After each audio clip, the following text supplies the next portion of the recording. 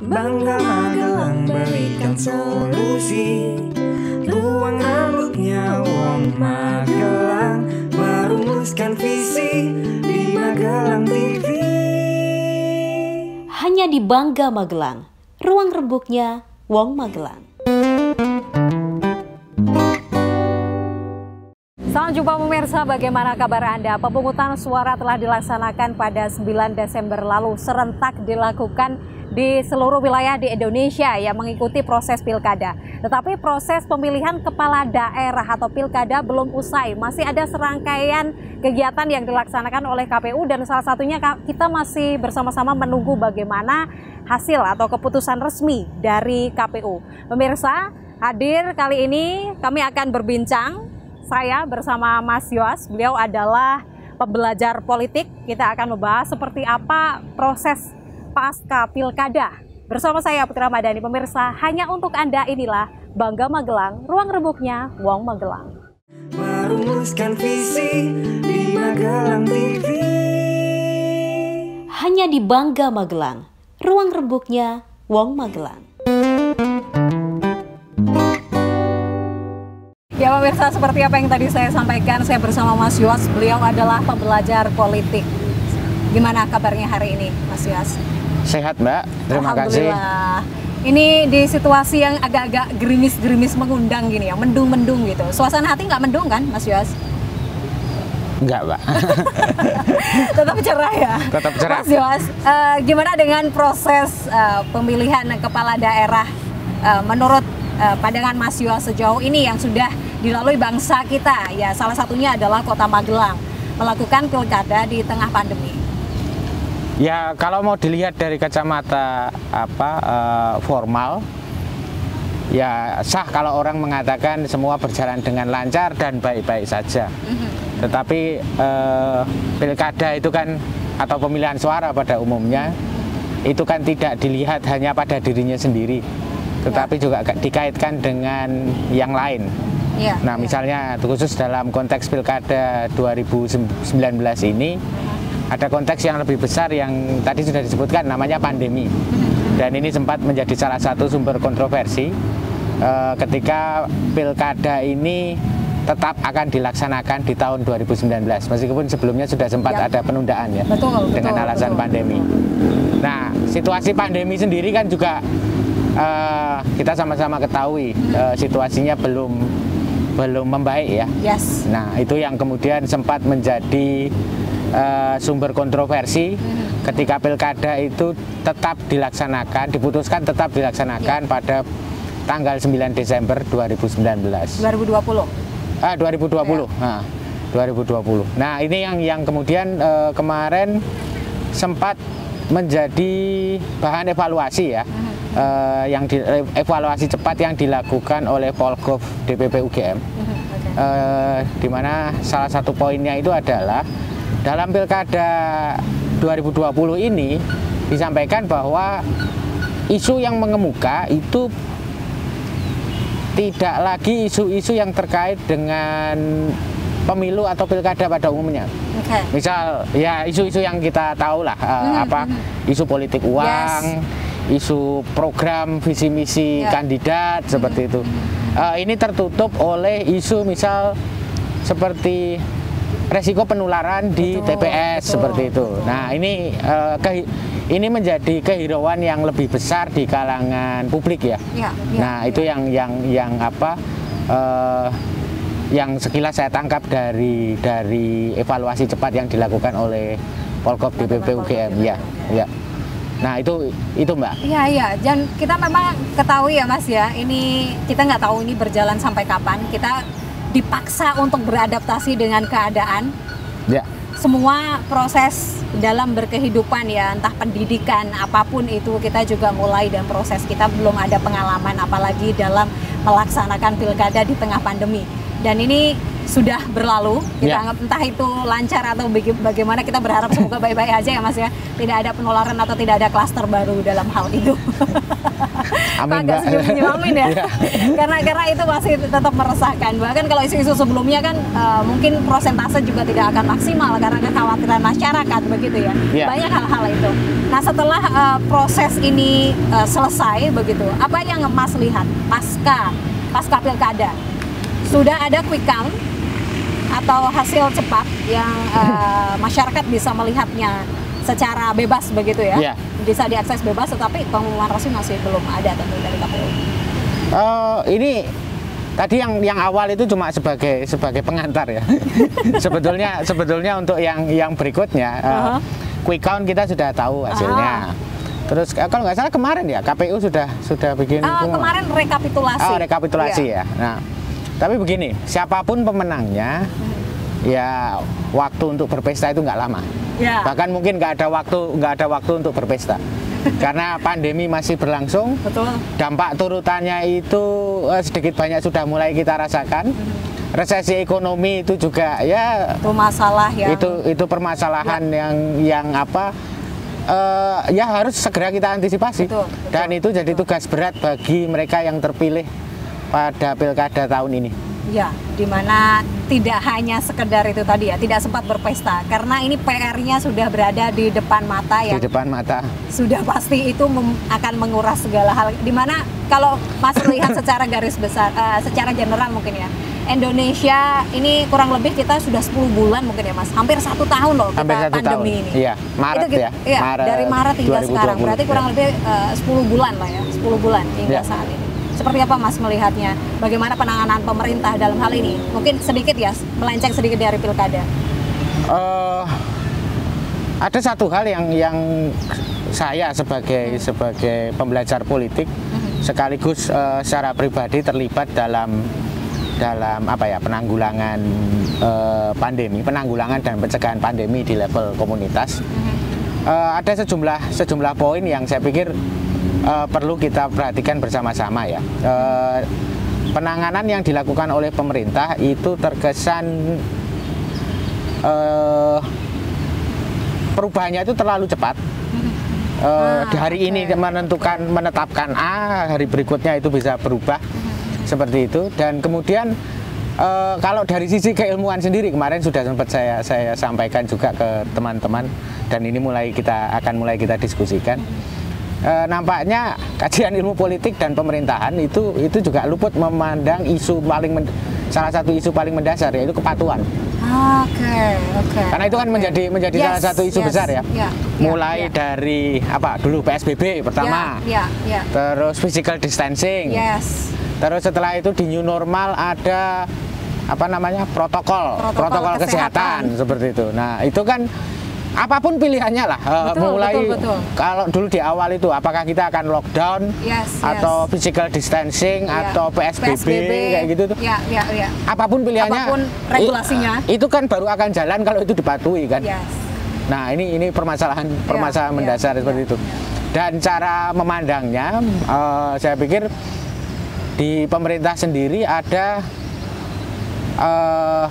saya nggak tahu itu sebabnya apa, tetapi begini. Ada kecenderungan untuk melihat bahwa kepatuhan itu bisa dihasilkan ketika aturannya itu spesifik dan detail kata per kata. Masih ingat kan kontroversi soal pulang kampung dan mudik? Sebelum Lebaran. Pulang kampung atau mudik. Padahal idenya PSBB mau lockdown itu kan membatasi mobilitas orang. Betul. Nah, mau pulang kampung mau mudik kan harusnya nggak boleh kan? Sama-sama nggak boleh kan? Nah, cuma ada kalau mau bilang kemudian itu sama-sama nggak boleh, itu mau dipatuhi kan ada prasyarat yang harus dipenuhi. Misal memastikan mereka yang dirumahkan, pekerja yang dirumahkan itu tidak di PHK, kebutuhannya dipenuhi selama PSBB. Tentu saja. Nah, cuma permasalahannya ya nggak tahu pemerintah berani nggak mengambil tanggung jawab itu. Dan tanggung jawab seperti itu. Kembali lagi ketika melihat PR besar yang ada di Indonesia saja ini belum rampung ya, apalagi kita mengerucut ke masing-masing daerah, misalnya di Kota Magelang, dan itu masih menjadi PR besar bagi siapapun pemimpinnya nanti ke depan. Kita akan bahas setelah jeda pariwara berikut ini. Pemirsa tetaplah bersama kami. JPM Stream, sebuah aplikasi Play Store yang memudahkan kamu untuk menyaksikan program terbaik dari 30 TV jaringan Jawa Pos TV.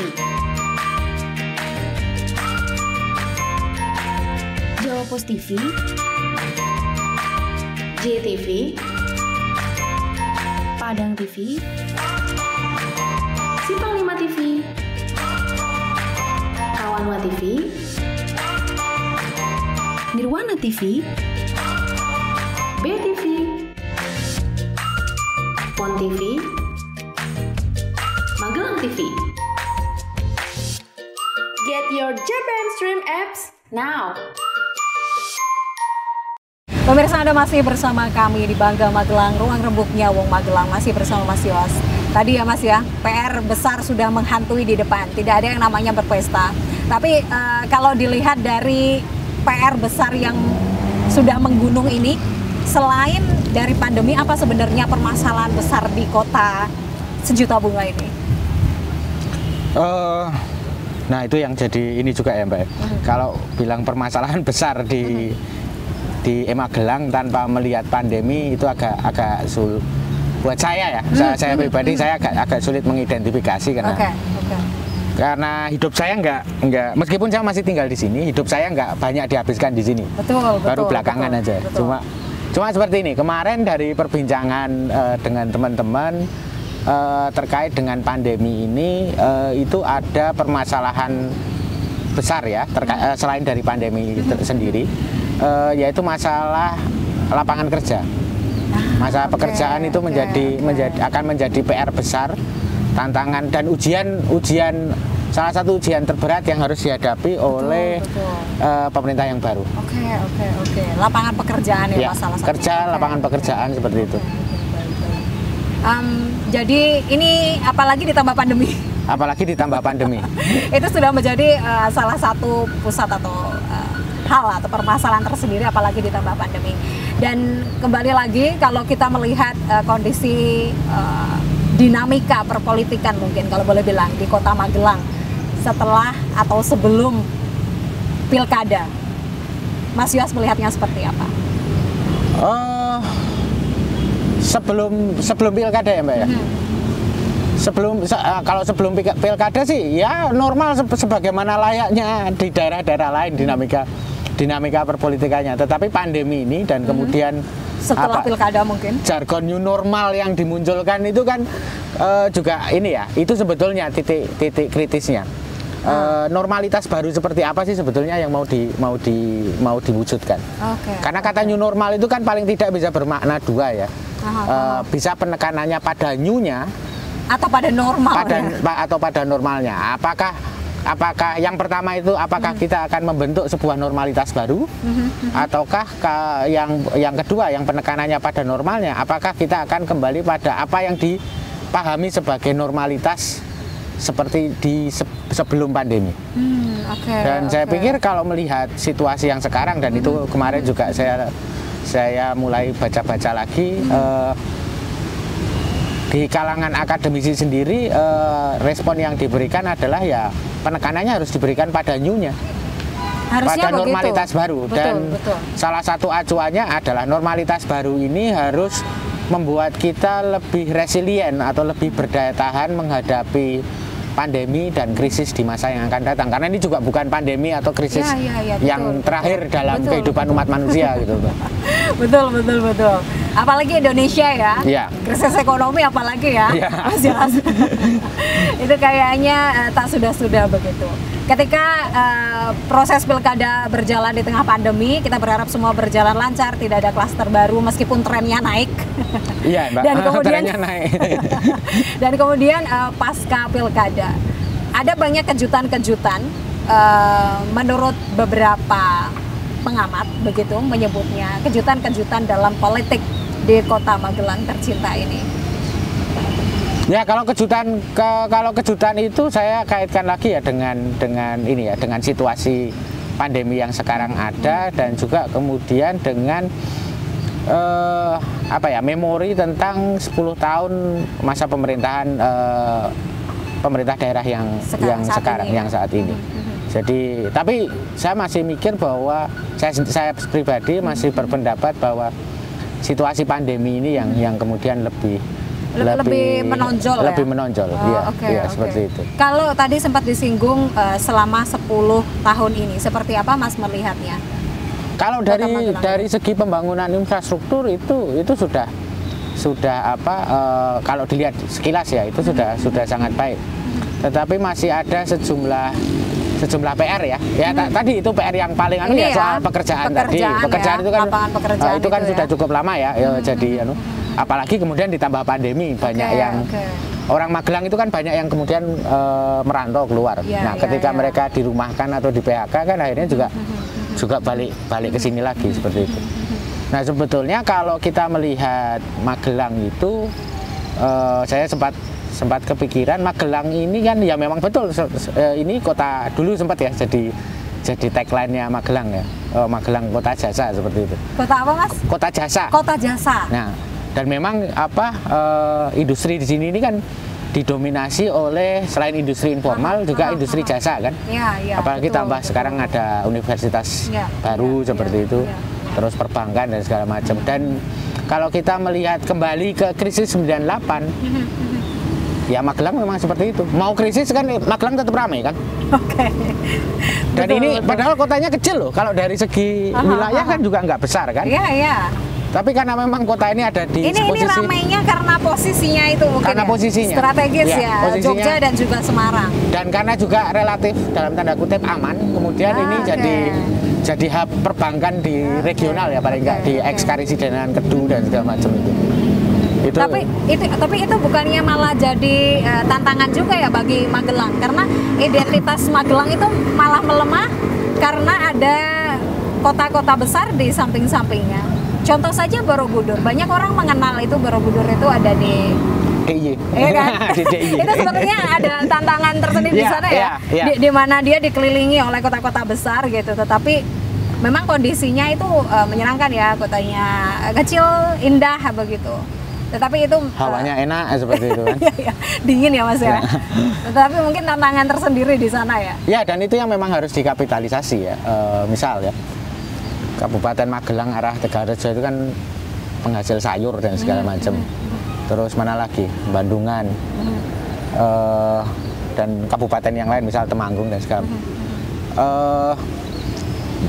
Perdagangan itu kan pasti lewat di Magelang, dan kalau ada aktivitas perdagangan itu kan pasti ada aktivitas jasa yang bisa yang ikut menyertai seperti itu. Nah, apa momen-momen seperti itu yang saya pikir perlu untuk diperhatikan dan kemudian dalam tanda kutip dikapitalisasi untuk menjadi keunggulannya Magelang.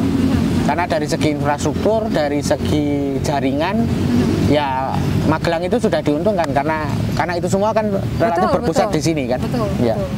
Nah itu yang saya pikir perlu ditonjolkan dan dikuatkan begitu ya Mas ya. Ini juga jadi PR juga buat kepemimpinan mendatang ya. Saya rasa untuk menguatkan ini karena sejauh ini penguatan ada tapi masih Dan terkait dengan pekerjaan tadi kan ada lalu lintas informasi yang misal informasi lowongan, informasi tawaran tenaga kerja seperti itu. Nah, ini kan yang kemudian bisa dikelola hubnya kan di sini kan. Hubnya kan di Kota Magelang. Betul. Kita harus melihat titik itu ya, titik keuntungannya di situ. Jadi jangan melihat bagaimana mungkin sisi negatif atau lainnya. Kita kembali lagi setelah jeda pariwara berikut ini, pemirsa, jangan beralih dari tempat duduk Anda. JPM Stream, sebuah aplikasi Play Store yang memudahkan kamu untuk menyaksikan program terbaik dari 30 TV jaringan Jawa Pos TV. Jawa Pos TV, JTV, Padang TV, Simpang 5 TV, Kawanwa TV, Nirwana TV, BTV, Pon TV, Magelang TV. Get your JPM Stream apps now. Pemirsa, Anda masih bersama kami di Bangga Magelang, ruang rebuknya Wong Magelang. Ini kalau bahas-bahas, ngobrol-ngobrol kayak gini memang enaknya santai dan lesehan gini ya, Mas Yas? Yang kurang kopinya aja sini sebetulnya. Nanti kita order kopi aja kok di sebelah sini. Alun-alun Kota Magelang. Kapan terakhir kali Mas Yos ke sini? Sebelum kita ini ngobrol tadi. Sebelum pandemi. Saya pulang dari Inggris Ya saya muter-muter tahun lalu saya muter-muter di sini. Oke, jadi masih sempat mampir. Masih sempat mampir. Alun-alun ya, gitu. Masih sempat mampir. Oke. Itu berarti termasuk inilah ya, termasuk yang masih selalu mengangenin gitu ya, ngangenin tempat ini. Ada perubahan nggak Mas dulu entah berapa tahun yang lalu sampai saat ini kalau Mas Yos lihat? Itu air mancur itu. Waktu itu saya kaget tuh ternyata ada air mancurnya. Terus apa ya? Kalau ini sebelum saya berangkat udah ada. Udah ada ya. Terus, apa tuh nih gazebo gitu. Taman bermain ini yang baru. Apa lagi ya? Tetap ya waterfall ada di sana. Yang lain relatif ikonik dan masih ini ya. Magelangnya ini 2016 kelihatannya udah ada ini. Saya berangkat kan 2016. Oke. Jadi sejauh yang sependek ya 2016 sampai sekarang meninggalkan Indonesia, kemudian melihat kembali sepertinya tidak banyak perubahan. Nggak banyak perubahan, Mbak. Ini paling MT hilang. Oke, kita melihat kota yang indah ini ya, Mas Yos. Saya juga suka sekali di sini secara pribadi. Mas Yos tadi kita sudah sempat bilang bahwa di mana meskipun dikelilingi kota-kota besar juga masih perlu penguatan memang ya. Tetapi memang ini tempat adalah tempat-tempat yang menyenangkan. Gitu. Yeah. Tetapi apa hal lain yang mungkin Mas lihat? Potensi-potensi lain mungkin yang Mas Yos lihat ketika kita lihat ada PR banyak yang siap untuk disambut sebagai pemimpin kita nantinya. Tapi apa yang Mas lihat? Sisi unik atau potensi yang Mas lihat dari Magelang? Magelang ini kan salah satu gemeente pertama ya di Indonesia ya, kota praja. Ada sebetulnya banyak sekali heritage yang masih bisa kita nikmati di Magelang ya. Terlepas dari situasi sekarang seperti ini, tetapi masih banyak heritage, dan juga dari segi kebudayaan dalam arti luas ya, nggak cuma kesenian tapi juga misal makanan khas. Terus kemudian ya selain yang kesenian itu tentu, terus kemudian sejarah di sini banyak candi, banyak sekali kita temui candi, prasasti dan segala macam yang itu bisa dikembangkan lebih jauh ya. Saya ingat saya di Inggris itu tinggal di salah satu kota paling tua di Inggris. Dan di situ itu kayak berlapis-lapis sejarah itu hidup bersama itu loh, Mbak. Itu kota Romawi. Sebelumnya itu Oppidum ya. Oppidum itu kayak kayak tempat berkumpulnya, dan di situ ada altar penyembahan untuk orang-orang asli di situ sebelum orang Romawi datang. Terus orang Romawi datang, mereka bangun itu menjadi sebuah kota.